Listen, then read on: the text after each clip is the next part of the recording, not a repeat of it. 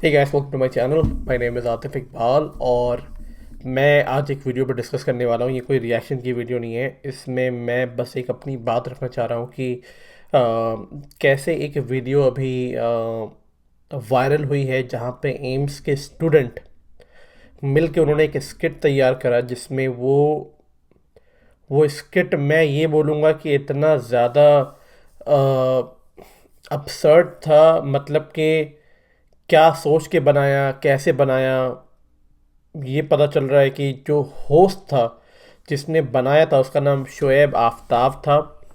और लोग कह चुके हैं कि ये एक टॉपर भी रह चुका था आई गेस किसी एग्ज़ाम में। Let me just search that before I go any further, you know. So some people say that it's better that if you do a research before you go and make a video। तो मैंने कहा कि चलो भैया देख लेते हैं कि आखिर क्या। पर ये बंदा जो लड़का है जिसने होस्ट करा था ये एक टॉपर रह चुका है। टॉपर रह चुका है इसका मतलब ये तो नहीं है ना कि जाहिल नहीं हो सकता। देखिए, जाहिल होना, पढ़े लिखे जाहिल होते हैं, ये आपने सुना है ना, एक टर्म आपने सुना होगा कि there are many uneducated jahil or educated jahil. So he is just like that what I will say on this। मैं एक्चुअली ढूंढ रहा हूँ, हाँ ये मिल गया। तो ये first time in Indian medical, हाँ ये बंदा इसमें फर्स्ट आया है।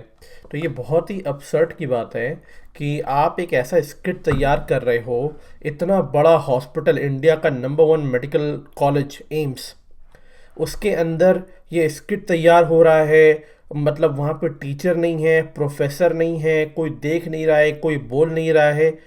ये कैसे हुआ मुझे समझ में नहीं आया आई गेस, क्योंकि मैं भी स्कूल और कॉलेज से पढ़ चुका हूँ। मैं जब भी कोई स्किट तैयार होता है या कोई इवेंट या परफॉर्मेंस तैयार होती है उसमें बहुत सारे कॉलेज के लोग होते हैं, अपर मैनेजमेंट इन्वॉल्व होता है, वो आके आपको बताता है कि ये करना है ये नहीं करना है। इसमें कोई इन्वॉल्व ही नहीं था, ये बड़ी अजीब बात थी। तो आई थिंक ये एक्शन जो है एम्स के उन ऑफिशियल लोगों पे भी लेना पड़ेगा जिन लोगों ने इस चीज़ की परमिशन दी है। पहला तो मैं यही बोलना चाहता हूँ कि उन ऑफिशियल्स जो अपर मैनेजमेंट है जिन्होंने इस इवेंट को जो भी ऑर्गेनाइज करवाया है, क्लास के अंदर ही परफॉर्मेंस जो भी हुई, जो बास्केटबॉल कोर्ट में हो रही है, ये जिन्होंने भी करवाया, जिन्होंने अलाउड किया, उन पे एक्शन लेना बहुत ज़रूरी है।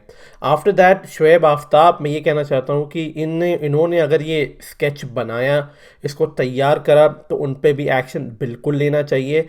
क्योंकि मैं हमेशा एक चीज़ जानता हूँ कि आप वो चीज़ मत करो जो आप खुद अपने लिए बर्दाश्त नहीं कर सकते। तो आपने जो ऐसा स्केच बनाया, आई एम श्योर कि आप अकेले नहीं हैं, आपके साथ और भी बहुत सारे लोग हैं, बहुत सारे लड़के लड़कियां हैं, आपके क्लासमेट होंगे जो इस स्केच में इन्वॉल्व हैं। You are not the only one who are culprit, there are many people that the action needs to be taken against. तो मैं यहाँ पे इस मुद्दे को सिर्फ मुस्लिम वाला एंगल नहीं देना चाहता, मैं कहना चाहता हूँ कि जिन्होंने भी इस स्केच को बनाया है, जिस तरीके से इसको पोर्ट्रे किया, ये बिल्कुल सरासर गलत है, इसको नहीं करना चाहिए। क्या आप ये जानते नहीं हैं कि रामायण जो है, जो भगवान राम है, वो इतने ज़्यादा पूजनीय हैं इंडिया में, इतने सारे लोगों के, और लोग बहुत सारे हैं, हिंदू हैं, मुस्लिम हैं, क्रिश्चियन हैं, हर रिलीजन के अंदर आपको भगवान राम के पूजने वाले मिल जाएंगे, उनके मानने वाले मिल जाएंगे, उनकी आस्था रखने वाले मिल जाएंगे। और आपने एक ऐसा स्केच बनाया जिसमें आप ये कह रहे हो कि वो लौंडा है, और माता सीता के बारे में कह रहे हैं कि वो जो सूपनखा जो भी है उनको लौंडिया लुगाई ऐसे। ये एक बहुत ही ज़्यादा, I would say it's a very vulgar language to use on those such a highly respected on those thing। आप ऐसे बिल्कुल भी नहीं कर सकते हो, ये बहुत ही बुरी बात है। अगर कोई इंसान आगे चल के, कोई हिंदू या क्रिश्चियन या कोई भी एक ऐसा स्केच बना दे जहाँ पे कह रहा है कि अरे प्रॉफिट मोहम्मद तो क्या लौंडा था, क्या लौंडिया भगा के लेके गया आयशा को, आयशा या फातिमा जो भी, आई डोंट नो, आयशा नाम है ना कैसा है, हाँ। तो क्या ये अच्छा लगेगा आपको? क्या ये बात आपको अच्छी लगेगी कि अगर कोई लोग खड़े होके ये स्केच बना देते हैं अपने कॉलेज के अंदर, प्रॉफिट मोहम्मद के ऊपर स्केच बना देते हैं, कहते कि क्या लौंडा है, क्या छोटी लड़की को फंसा के लौंडिया को लेके गया है, तो क्या ये पसंद आता आपको? आप मुझे ऑनेस्टली बताना। क्या आप इसको बर्दाश्त कर पाते? बात यहाँ पे ये नहीं है कि लोग बहुत ज़्यादा एग्रेशन हो रहे हैं, एग्रेशन इसलिए हो रहे हैं क्योंकि ऐसी चीज़ें हो रही हैं। काफ़ी लोग कहेंगे कि लोग बहुत ज़्यादा जो है अब बहुत ज़्यादा एग्रेसिव होने लगे हैं क्योंकि ऐसी चीज़ें हो रही हैं ना। क्या आप बर्दाश्त कर सकते हो अपने रिलीजन की चीज़ों को लेके? क्या अगर कोई इंसान आगे जाके स्केच बना दे और जीसस को बोले क्या लौंडा था यार, क्या लौंडा था, लड़के भगा के लेके गए, क्या ये अच्छा लगता है आपको? क्या अगर कोई ये कहता है कि अरे यार क्या लौंडा था, इतनी सारी लड़कियों को पटा के रखा था उसने, इतनी 11 11 लौंडियों को पटा के, क्या आपको अच्छा लगता है ये चीज़? तो स्केच बनाना और उसके अंदर वल्गैरिटी डालना, ये दो अंतर है, ये दो बहुत बड़ा डिफरेंस है। अरे अगर आपको स्केच बनाना नहीं आता है, ये परफॉर्मेंस में आपको एक स्टोरी लाइन डालने नहीं आती है, आप किसी और को दे देते फंक्शन, आपको करने की क्या ज़रूरत थी? तो मेरे कहने का मतलब ये है कि एक इंडियन अमेरिकन मुस्लिम होने की हैसियत से मैं यही कहना चाहता हूँ कि ये इस चीज़ को मैं सपोर्ट नहीं करता और मेरे ऐसे जैसे ऐसे बहुत सारे लाखों करोड़ों मुस्लिम हैं जो इस चीज़ों को सपोर्ट नहीं करते हैं। आप समझ रहे हो? एक दो लोग निकल के ऐसी चीज़ें परफॉर्म करते हैं जिसकी वजह से पूरी कम्युनिटी बदनाम होती है, पूरी कम्युनिटी के लोगों पे दाग लगते हैं। ये सच्चाई है, ये फैक्ट है। कुछ लोग गलत काम करते हैं जिसकी वजह से पूरी कम्युनिटी बदनाम हो जाती है। कुछ लोग मॉब लिंचिंग करेंगे जिसकी वजह से पूरी कम्युनिटी बदनाम हो जाएगी। ऐसा नहीं होना चाहिए, ये गलत है। ये जो लोग करते हैं इन पे जुडिशियल लीगल प्रोसीजर होना चाहिए, इनको सख्त से सख्त सज़ा मिलनी चाहिए। अब ये आगे निकल के कहेंगे कि अरे हम बच्चे हैं, हमसे गलती हो गई, ऐसा नहीं होता ना।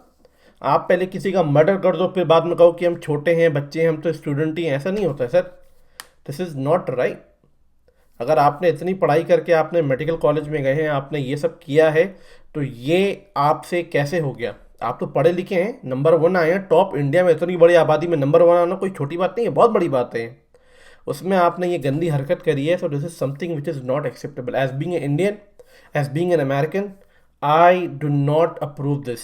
और मैं इसको ना सपोर्ट करता हूँ ना इसकी मैं ये कहता हूँ कि इसको छोड़ देना चाहिए। डेफिनेटली इस पर एक्शन लेना चाहिए, उस उन लोगों पे लेना चाहिए जिन्होंने ये स्केच परफॉर्म किया, उस पे करना चाहिए जिन्होंने इसको ऑर्गेनाइज करा, जिसका नाम सही जो भी शुहैब है जो भी है, और उस ऑर्गेनाइजेशन पे करना चाहिए जिन्होंने इसकी अप्रूवल दी।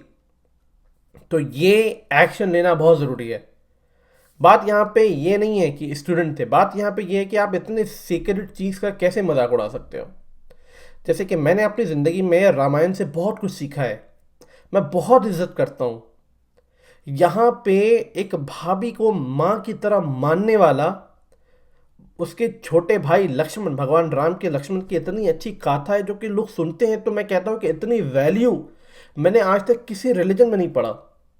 चाहे वो इस्लाम हो, क्रिश्चियन हो, अलग अलग रिलीजन नहीं पढ़ा मैंने। और वो गाथा ऐसी है कि जब भगवान राम और लक्ष्मण जब जा रहे होते हैं तो उनको माता सीता की इयरिंग मिलती है।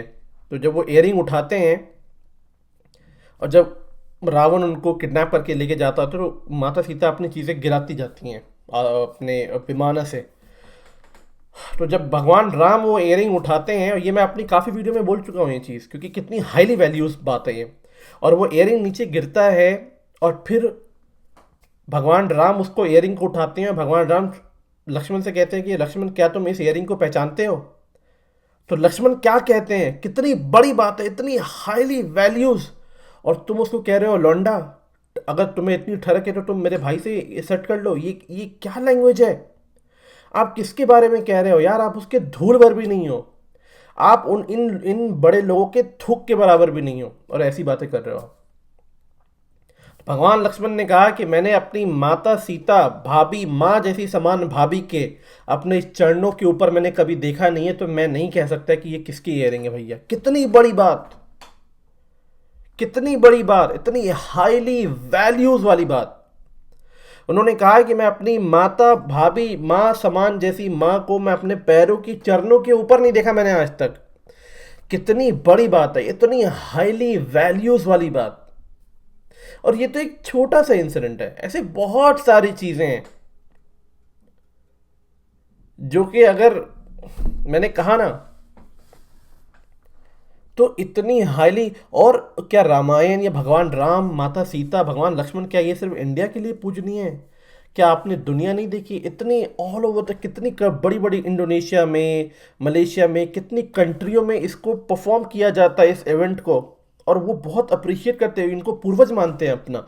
मैं खुद इनको अपना पूर्वज मानता हूँ। मैं मानता हूँ कि मैं इस लिनिएज से निकला हूँ, जहाँ पे जिस लिनिएज के अंदर भगवान राम आए हैं, भगवान कृष्ण आए, इतने बड़े बड़े लोग आए, ये हमारे पूर्वज हैं। मेरे कहने का मतलब यही है, और बाकी उन लोगों से भी यही कहना है कि अगर आपको स्केच करना है तो आप किसी क्रिएटिव चीज़ में स्केच करो, और स्केच करना था तो आप एक नॉर्मल स्केच कर लेते। इसमें वल्गैरिटी डालना क्या ज़रूरी थी? ऐसी ऐसी वर्ड्स का यूज़ करना क्या ज़रूरी था आपको? ये this is something that I don't accept at all.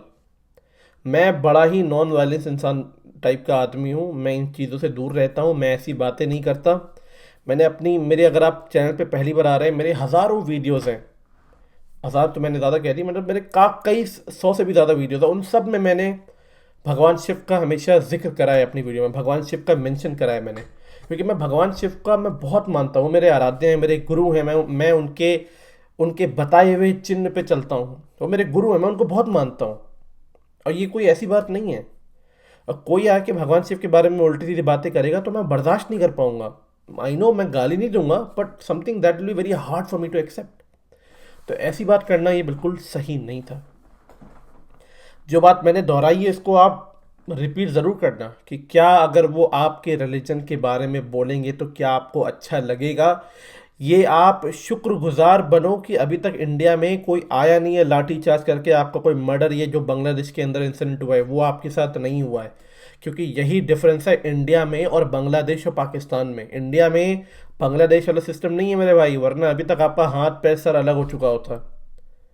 पर आप पे बिल्कुल स्ट्रिक्ट से स्ट्रिक्ट एक्शन लेना चाहिए ताकि ऐसे इंसिडेंट नहीं हो। बात यहाँ पे ये नहीं कि डेमोक्रेसी खत्म हो रही है, बात यहाँ पे ये है कि if you want other to respect your faith, you have to start respecting others faith as well. And if you can do that, then shut the hell up. You are a student, then behave like a student, don't behave like a dumb person. बड़ी अजीब video थी, मैंने ये देखी, मैंने सोचा कि मैं आके इस पे अपना ओपिनियन दूं। काफ़ी लोगों ने मुझसे कहा कि आप क्या सोचते हो इसके बारे में। मैं आपसे यही कहना चाहता हूँ कि प्लीज़ आप कमेंट में जाके ये मत कहना या किसी कम्युनिटी को गाली मत देना। किसी मछली के अंदर अगर एक एक तालाब के अंदर एक मछली गंदी हो जाती है तो पूरा तालाब गंदा नहीं होता। मैं आपसे यही कहना चाहता हूँ। अगर एक मुस्लिम होके गलत चीज़ें कह रहा है तो एक मुस्लिम, उसके लिए भगवान राम आराध्य हैं, और सबसे बड़े मैं जिनको पूजनीय मानता हूँ मेरे भगवान शिव मेरे आराध्य हैं। तो आप एक एक इंसान से आप हर किसी को जज नहीं कर सकते। आप मेरी बात सुनो, मेरी वीडियोस देखो आप जाके। और ऐसे मैं बहुत सारे मुस्लिम को जानता हूँ जो ऐसी ऐसे व्यूज़ रखते हैं। मेरा दोस्त सचिन है, उसके कितने सारे दोस्त हैं जो मुस्लिम हैं, और वो हिंदुज़म को बहुत ज़्यादा मानते हैं, फॉलो करते हैं, भगवान शिव को आराध्य मानते हैं। एनीवे ये वीडियो मैंने कोई किसी को इम्प्रेस करने के लिए नहीं बनाया था, बस ये बनाया था कि ऐसे और भी मुस्लिम लोग हैं जो इन चीज़ों को एक्सेप्ट नहीं करते हैं। मैं मुस्लिम क्या, कोई भी एक्सेप्ट नहीं करेगा, चाहे वो किसी भी रिलीजन का हो, और इन पे स्ट्रिक्ट से स्ट्रिक्ट एक्शन लेना बहुत ज़रूरी है। एनीवे अंधा होना कोई बुरी बात नहीं है, पर इतना ज़्यादा अंधा होना कि अपनी गलती ना दिखे तो ये कुछ ज़्यादा ही अंधापनी की पहचान है। इसको ठीक करना बहुत ज़रूरी है। एनीवे मैं आपसे मिलता हूँ नेक्स्ट वीडियो में, तब तक के लिए टेक केयर एंड अपना ध्यान रखें।